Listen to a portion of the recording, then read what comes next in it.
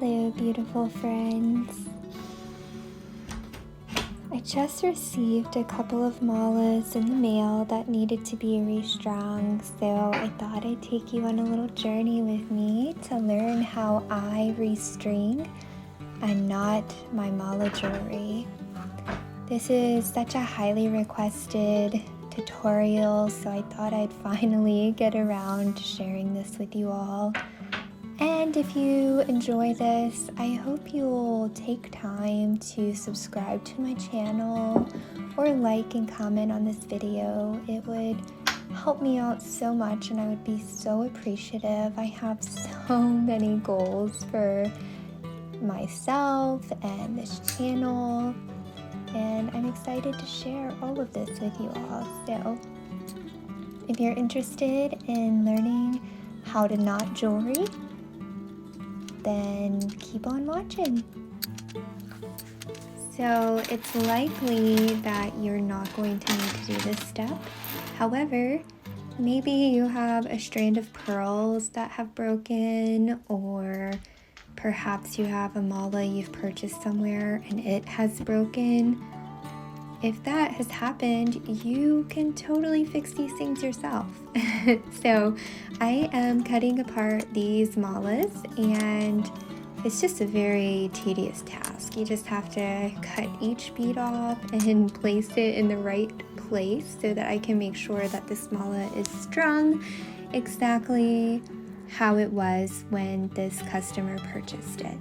Now, sometimes I might change up a little bit because I have this belief that malas, when broken, can symbolize a breaking of karma, and maybe it's time for a new goal, a new mantra. So just keep that in mind. Sometimes it's good to break our karmic ties, and it might be time to start a new mantra. So if you want to change things up, definitely change things up. But I want to point out a few things while I'm getting this mala restrung. I'm just putting the beads on it. First off, consider your cord. How do you want this to lay? How do you want it to last? Now, the thing I will say is C-line and S-line cord are probably more sturdy, but they're going to give you a more kinky and tight knot. And this will make your mala not lay quite as beautifully as if you used a griffin silk or griffin nylon. And typically these come in all different sizes. You're gonna have to play around. I will say most beads come in a 1 millimeter hole. I have had smaller and they've needed smaller cord, but generally if you get a 1 millimeter cord, or perhaps double up a 0.5 millimeter cord, then you should be good to go. Now, I want to also ask you to consider, if you are using a griffin cord, it will have a needle already attached, meaning if you want to have ties on the end, or what I call little tassels that have beads on them, you're going to have to pre-string the first side, or else you will never ever get the beads on. Because if you don't have that needle, it's going to be impossible to put beads on this cord because it does fray. Now on to the how-to. So as you noticed, I wrapped it around my middle and forefinger and brought it through the middle. I'm going to show you a little slower exactly how to do this, but this is the best way for me to have the cleanest, most precise knots. So take it again, wrap it around your index and middle finger, and pull it through that little gap between your two fingers, creating a loop on your string. And with your other hand, you can pull it snug against that bead, and with your index and thumb, go ahead and slide it nice and snug against it.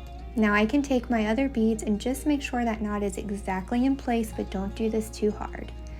So again, wrap it around, pull it through, slide it down, make it snug.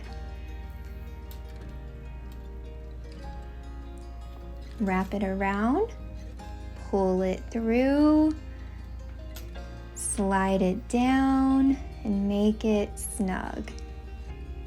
And this is how you're going to have to do all of your beads. So if you're making a 108 bead mala, you're going to do this 108 times. I might suggest that you find a mantra that you want to infuse this necklace with and just repeat it over and over 108 times.